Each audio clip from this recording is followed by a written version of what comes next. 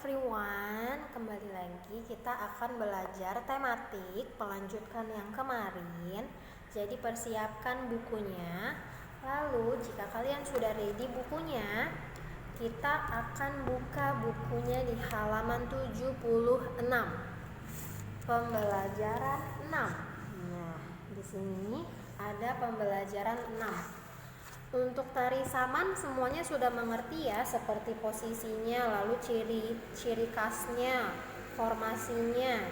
Itu semua kita sudah pernah bahas, dan jika ada yang belum mengerti nanti boleh tanya lagi. Nah, sekarang dilihat yang ayo belajar. Pada bagian-bagian sebelumnya kita telah mempelajari cara menentukan gagasan pokok, gagasan pendukung. Sekarang kita akan mempelajari cara membuat ringkasan. Di sini ada penjelasannya. Ringkasan adalah suatu cara yang efektif untuk menyajikan teks yang panjang dalam bentuk bacaan yang pendek tetapi lengkap. Bagaimana cara membuat ringkasan yang benar? Lalu di sini ada langkah-langkahnya. Dilihat halaman 77. A. Membaca teks asli. Langkah pertama adalah membaca teks yang akan diringkas dengan cermat. Dengan membaca, kita akan mengetahui informasi yang ada di dalam teks yang akan kita ringkas. Jadi pertama kali kita menemukan teksnya atau bacaannya, kita bisa lihat di buku, di internet, di Google, banyak cerita. Pertama kita harus baca dulu teksnya dan dicermati apa inti dari cerita tersebut. Lalu yang B, dilihat lagi, menentukan gagasan pokok pada tiap paragraf. Kalau kemarin kita ada bahas gagasan pokok dan gagasan pendukung, maka sekarang kita hanya menemukan gagasan pokok pada tiap paragraf. Jadi jika nanti sudah ketemu ceritanya, kita tentukan dulu gagasan pokoknya yang mana saja ya. Jadi paragraf pertama gagasan pokoknya apa, paragraf kedua gagasan pokoknya apa, sampai ke paragraf terakhir hanya gagasan pokok tanpa gagasan pendukung. Jadi gagasan pokok itu inti dari paragraf tersebut yang kalian baca. Nah, yang C, menulis ringkasan. Disinilah kita akan membuat ringkasan dari cerita yang kita baca. Langkah selanjutnya adalah membuat ringkasan. Susunlah tiap gagasan pokok pada langkah 2 tersebut menjadi sebuah paragraf. Buatlah ringkasan dengan menyusun kalimat baru yang sesuai dengan isi gagasan pokok. Setelah itu, bacalah ringkasan yang telah dibuat. Apakah paragraf ringkasan sudah utuh isinya dan apakah ada gagasan pokok atau informasi lain yang belum ditulis? Oke, jadi tadi kita sudah membaca teksnya, lalu sudah menulis gagasan pokoknya pada setiap paragraf.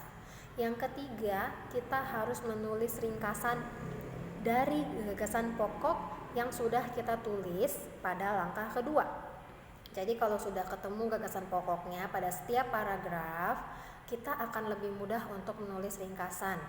Di sini ada contohnya, diberi contoh ringkasan dari pembelajaran 4. Nah, ini dia pembelajaran 4.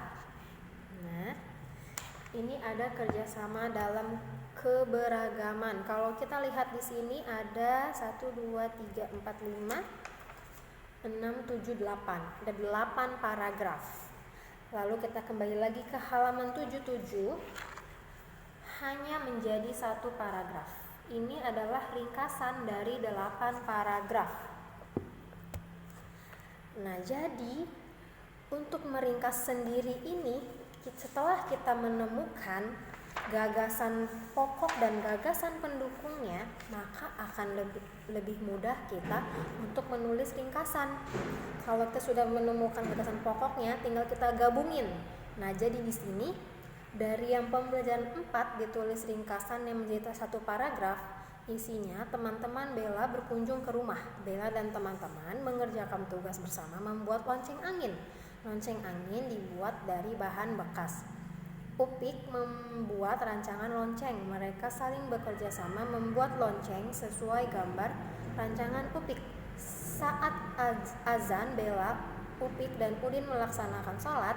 Setelah selesai sholat, mereka kembali mengerjakan tugas. Akhirnya, lonceng angin buatan mereka jadi. Jadi dari 8 paragraf hanya menjadi 1 paragraf, yaitu dengan menentukan gagasan pokok di setiap paragrafnya. Oke, nah di bawahnya ada ayo menulis. Di sini, ini adalah tugasnya. Untuk hari ini, kalian boleh mencari cerita dari pembelajaran sebelumnya.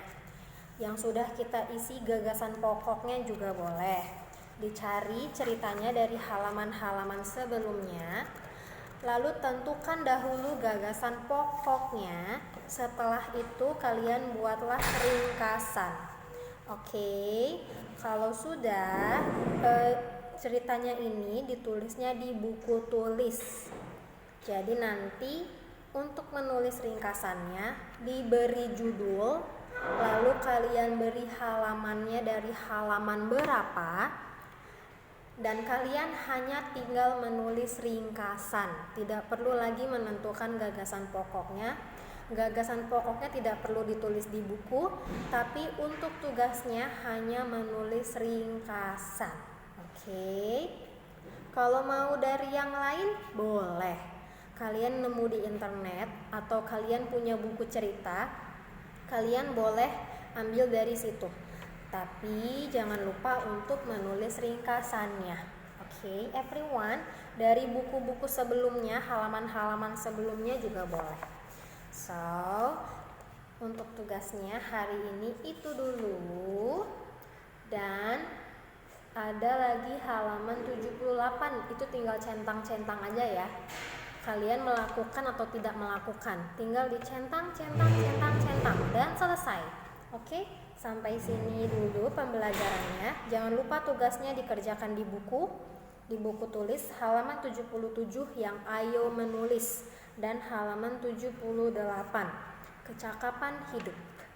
Oke, thank you everyone for today. See you.